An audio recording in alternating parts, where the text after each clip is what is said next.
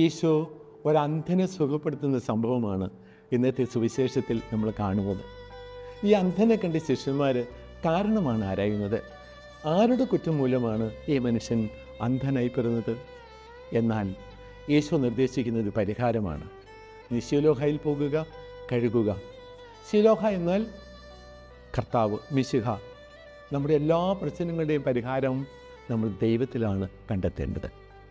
നമ്മുടെ ജീവിതത്തിലൂടെ ഒരു മനുഷ്യൻ്റെയെങ്കിലും ജീവിത പ്രശ്നം പരിഹരിക്കാൻ സാധിച്ചാൽ നമ്മുടെയൊക്കെ ജീവിതം ധന്യമാകും, ദൈവം നമ്മിൽ സംപ്രീതനാകും.